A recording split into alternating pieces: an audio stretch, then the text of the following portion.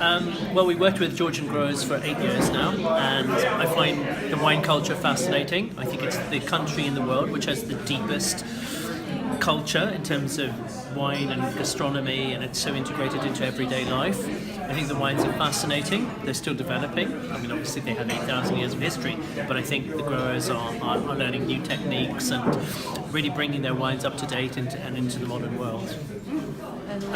Well, we worked with Georgian growers for 8 years now, and I find the wine culture fascinating. I think it's the country in the world which has the deepest culture in terms of wine and gastronomy, and it's so integrated into everyday life.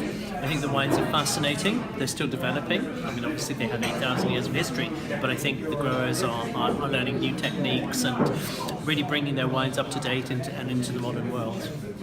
Underdogs maybe slightly unfair. I think the wines that aren't yet as known by as many people. Better semi-dry reds, lovely fruit-driven, soft tannin.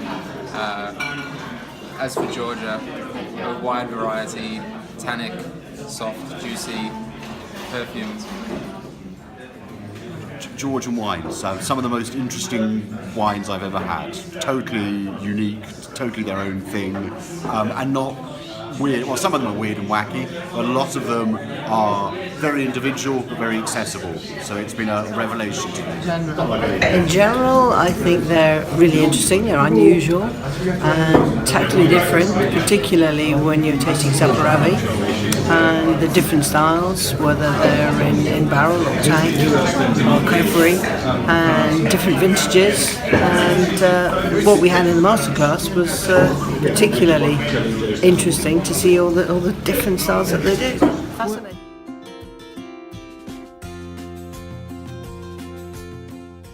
So, Georgian wines, wonderfully intense, fruity, full of flavour, and a tremendous change from the standard European product. The wines from the Quiveri are very interesting, very full, and very flavoursome. And I urge any viewers who haven't tried to try them as soon as you can, because they're very rewarding. And when the Georgians come to make wines in the European style, they've got the hang of it as well.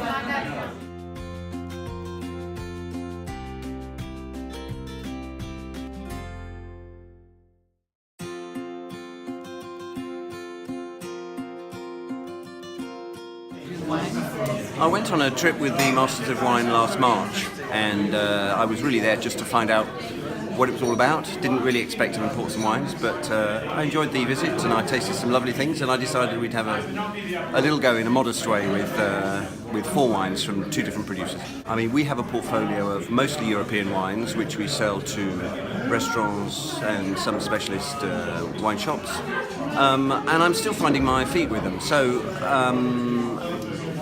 I would talk about the styles of the wines pleasing me rather than the kind of generic Georgian category at the moment.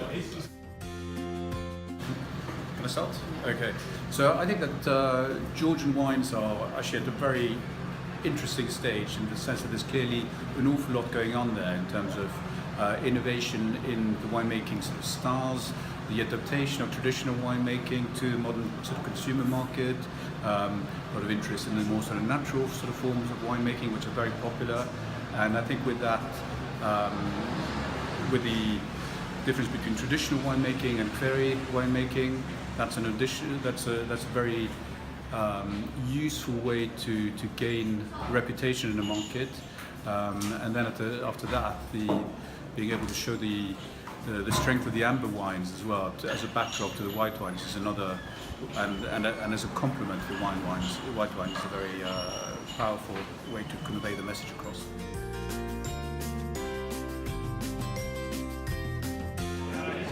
But I think in the UK, we've been introduced to Saperavi predominantly via natural wine. So everybody expects Saperavi to be your Kvevi style, so they're expecting that extra grittiness, really full body. And I was just saying to Robert that up to the tasting this morning, all the conventional Saperavis I've had have been very uninteresting. They've been quite kind of bulk wine styles and just not very nice. So to see that it's obviously a great variety with a huge amount of potential, made in a way where you're not, where the method of production isn't a dominant feature in the style of the wine that comes in the glass, made for a very good tasting. I think that's high quality conventional Saperavis will have a place in the UK market. To me, the majority of the wines are for food anyway. So we sell them to wine bars, but we do sell them to Michelin star restaurants. We find particularly the skin contact wines are incredibly versatile, and they can cover fish, meat, vegetables, cheese. I don't think there's another wine or another style of wine that works so well. It's so versatile with so many different types of food. I think Saperavi is the first door opener for most other things. We've noticed that with other countries that we buy wine from, that you need something that has a bit of a reputation, and if you can create a bit of a reputation with that, then you can introduce other things afterwards.